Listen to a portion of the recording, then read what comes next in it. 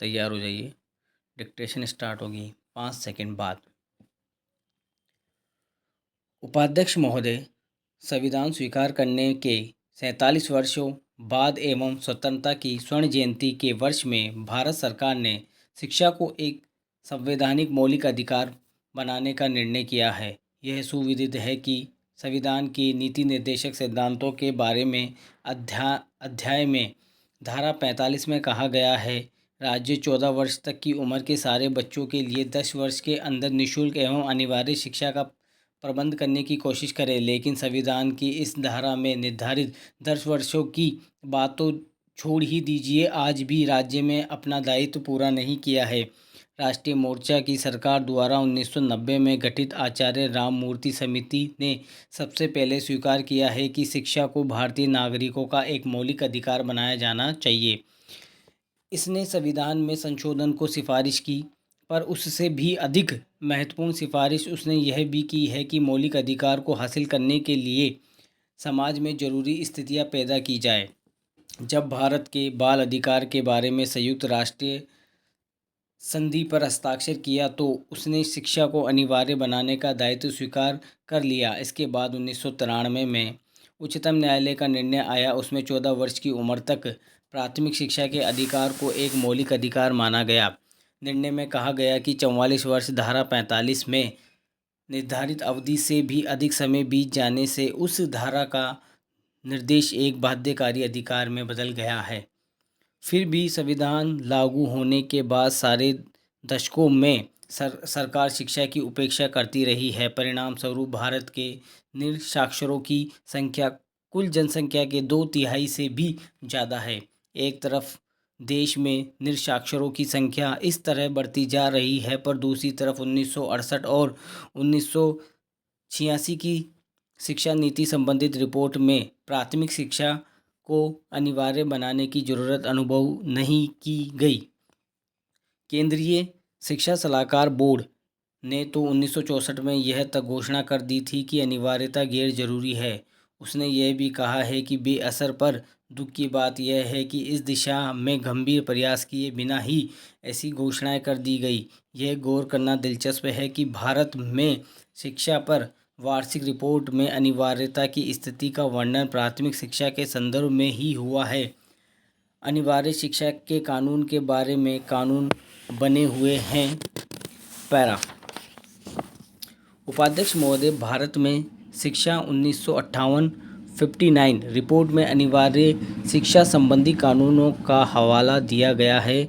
उस पर रिपोर्ट में केवल चयनित प्रखंडों में ही सर्व निःशुल्क एवं अनिवार्य शिक्षा की एक प्रायोगिक परियोजना का प्रस्ताव किया गया है। इसमें इस बात की भी चर्चा की है कि शिक्षा मंत्रालय ने अनिवार्य शिक्षा के बारे में एक मॉडल कानून बनाने का काम शुरू किया है, जिसके आलोक में राज्य सरकारों को अनिवार्य प्राथमिक शिक्षा कानून को पुनरीक्षित करने एवं अपनाने में आसानी हो सके।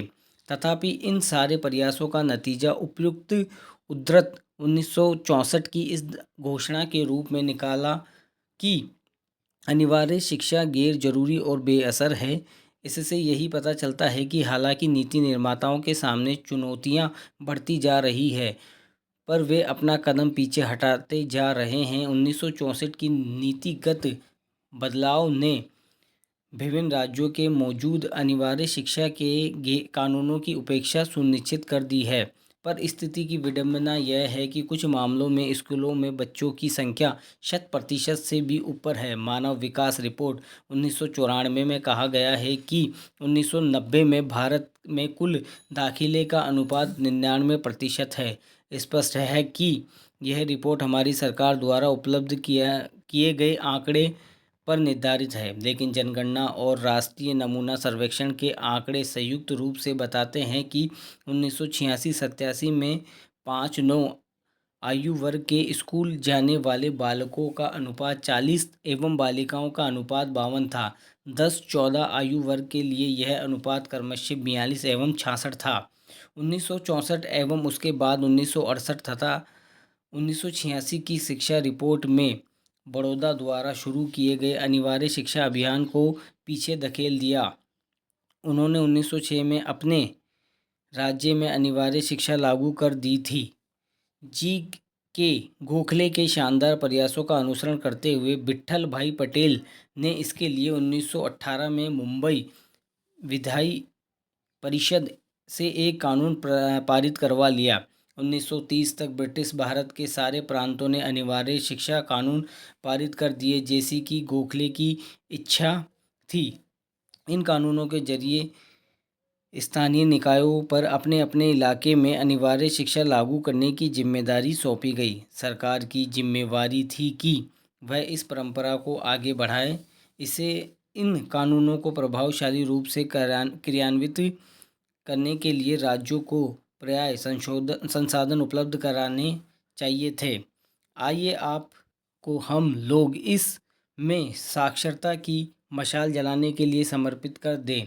आज मैं 58 वर्ष पूर्व भारत की धरती औपनिवेशिक दासता की बेड़ियों से मुक्त की थी।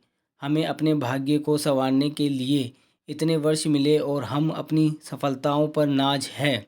सफलताओं ने हमें भाव विभोर किया है तो सफलताओं ने हमें उदास भी किया है। हमारे लिए यह वक्त है लेखा जोखा करने का, क्या हमने खोया, क्या पाया। हम उस दहलीज पर हैं जहाँ से अतीत पर मनन करते हुए भविष्य की ओर आशा की नज़रों से देख रहे हैं। हम एक संगम स्थली पर खड़े हैं। पैरा जटिल राहों से गुजरती हुई एक मशाल अपनी चमक के साथ जल रही है। साक्षरता की मशाल जिसे एक अमिट भावना जला रही है। यह भावना स्पष्ट और मूर्त भी है और धुंधली या अमूर्त भी, लेकिन यह विद्रोहाभास ना हमें अपनी ओर खींचती है, बांधती है और लोग उसे बांधते हुए इस विशाल उपमहाद्वीप के एक सिरे से दूसरे सिरे तक साक्षरता का संदेश ले जाते हैं। एक असीम ऊर्जा और तीव्रता से विशाल जन समूह एकजुट हुआ है।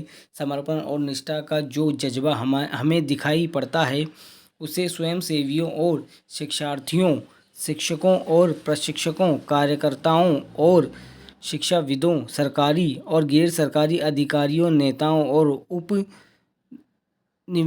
को अभिभूत किया है।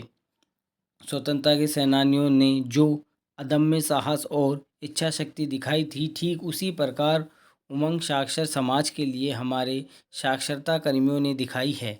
जिस निस्वार्थ और बलिदानी तेवर के साथ स्वतंत्रता की लड़ाई लड़ी गई है, उसी प्रेरणा और निस्वार्थ भाव के साथ साक्षर अभियान में हमारे 1 करोड़ स्वयंसेवी साक्षर सैनिक लगे हुए हैं। स्टॉप।